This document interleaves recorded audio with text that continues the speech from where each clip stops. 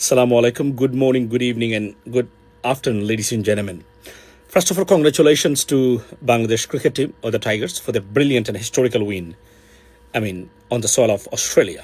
That's great. That is one of the greatest achievement. এবং বাংলাদেশের cricketer তারা বলছেন যে কোন ফরম্যাটে বাংলাদেশের এই জয়টা সবচেয়ে সেরা জয় ডেফিনেটলি অস্ট্রেলিয়ার মাটিতে তাও ডারউইনে অস্ট্রেলিয়ার বিরুদ্ধে টেস্টে জয় this is remarkable.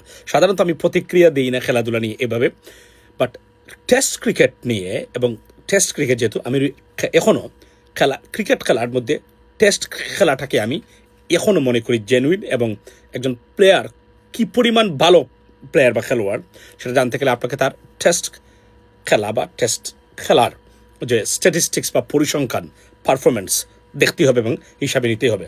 By the way, আমি খুবই এক্সাইটেড এটা নিয়ে, এই জন্যই যে আপনি হয়তো ভাবতে পারেন যে সারাদিন রাজনীতি নিয়ে থাকি, এগুলো মনে হয় খুবই গুরুত্ব দিই না। দেই রাজনৈতিক কারণে এবং ক্রিকেটের উপরে, কারণ ক্রিকেটাররা মানে ক্রিকেটের বিভিন্ন কয়েকজন ক্রিকেটার মানে বিগত সরকারের আমলে আমাদের কলুষিত করেছে ক্রিকেটকে বিভিন্ন কারণে। এই জন্য আমরা খুব ক্ষুব্ধ এগুলোর উপরে। বাট দেশের যখন জয় হয় that's ultimately this is something different, right? So বলে রাখি যে আপনারা হয়তো ভাবতে পারেন যে রাজনীতি নিয়ে সারাদিন থাকি, তাহলে এটা নিয়ে শুনেন। আপনারা কয়জন মানুষ আছেন এখানে যে যারা বাংলাদেশের ইনঅগ্রাল টেস্ট ম্যাচ বা প্রথম অভিষেক টেস্ট ম্যাচ দেখেছেন? I am one of them. সেই টিকিটটা এখন পর্যন্ত আমার ঘরে আছে বাংলাদেশে। আমি শুধু এটা নয়, আমার সাথে আরও 2জন মানুষ ছিলেন। এবার যদি দেশে যাই আবার আমি আপনাদেরকে তাদের সামনে আনবো। এরা আমার সাথে ছিলেন তখন। আমি তখনকার সময় ইন্টারমিডিয়েটে পড়ি, সেই সময়ে মোবাইল অবশ্য 99 কিনেছিলাম, দ্যাটস ফাইন। তখন এভাবে নেটওয়ার্ক প্রচলন ছিল না। সেই সময় ঢাকাতে এসে খেলা আমি দেখেছিলাম। ভাবতে পারেন বিষয়টা কতটা আবেগ ছিল খেলাধুলার প্রতি। আপনি ভাবতে পারেন, আপনি হয়তো মনে করতে পারেন যে নিশ্চয়ই আমি রাজনীতি নিয়ে সারাদিন পড়ে থাকি, এটা আমার ভাবনা না। এইটা এই জন্য বললাম যে যারা আমার সাথে গেছিলেন তারাও আছেন, প্লাস এই টিকিটটা এখনও আছে, আমি শিওর যে আমি রেখে আসছিলাম। সো বাই দ্য ওয়ে, এটা হচ্ছে মেইন জিনিস। তো আজকের এই টেস্ট ক্রিকেটে অস্ট্রেলিয়ার সাথে জিতেছে, এই জন্য আমি ভেরি এক্সাইটেড। এবং আমি মনে করি, এবং বাংলাদেশে এখানে বলে রাখি, আমি খেলাটা দেখতেছিলাম কিন্তু আপনাদেরকে বলি নাই। আজকের খেলা দেখেছি, প্রথম দিন থেকেই খেলা দেখেছি অস্ট্রেলিয়াতে, এবং বিশেষ করে আহসান মাহমুদের খেলা দেখার জন্য মূলত আমার খেলা দেখাটা বলে রাখি আমি। এবং নাহিদ রানা, এই যে প্লেয়ার্স যারা 2জন ফাস্ট বোলার বাংলাদেশে এসেছেন, এবং তাদেরকে দেখলে মনে হয় যে সাউথ আফ্রিকান বা অস্ট্রেলিয়ান বোলার্সরা বল করতেছে এই মুহূর্তে।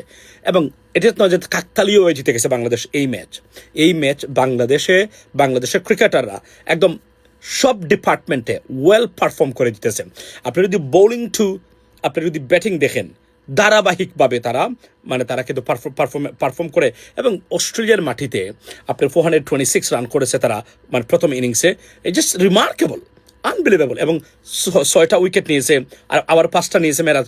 তো এই যে পারফরমেন্স, সাধারণত আমরা অস্ট্রেলিয়া, ইংল্যান্ড এবং সাউথ আফ্রিকার মতো টিমের এই পারফরমেন্সগুলো আমরা দেখে থাকি সাধারণত টেস্ট ক্রিকেটে। একজন সেঞ্চুরি করেছে, একজন 5 উইকেট নিয়েছে, অল ডিপার্টমেন্টসে Bangladesh performed very well, fantastic. এবং এই প্রথম বাংলাদেশ ক্রিকেট টিমের খেলা আমার কাছে মনে হয়েছে যে এটা এই বাবার দোয়া ক্রিকেট টিম নয়, এটা একদম রিয়েলি একদম প্রফেশনাল, ওয়েল ইকুইপড এবং কোয়ালিফাইড এবং বেটার টিম হিসাবে সব ধারাবাহিকভাবে পারফরমেন্স করে গেছে। এখন আমি আমার ভবিষ্যতে যেভাবে বাংলাদেশ এটা জিতলো এইটা, এবং সারা পৃথিবীতে তো হইচই শুরু হয়েছে এই জেতা নিয়ে। অস্ট্রেলিয়ার সাথে অস্ট্রেলিয়ার মাটিতে, তাও ডারউইনের মতো জায়গাতে, মিশেল স্টার্চ এবং হেইজেলের মতো বোলিং ফেস করে 426 করে জিতেছে Bangladesh.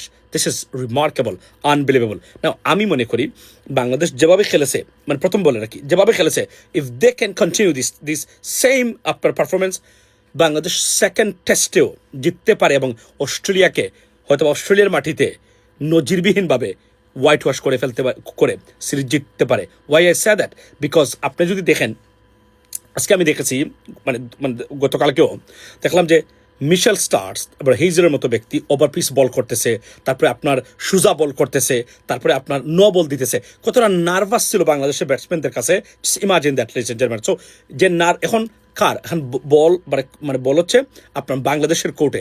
Australia now nervous because এটা যদি কোনোভাবে পা পিছলে এই মানে সেকেন্ড টেস্টে সর্বনাশ অস্ট্রেলিয়ান ক্রিকেট টিমের জন্য, লজ্জা এভরিওয়্যার। অলরেডি তারা লজ্জিত এবং definitely they gonna bring lots of changes into the in the team, but এটার কারণে অস্ট্রেলিয়া নার্ভাস আর বাংলাদেশ উজ্জীবিত।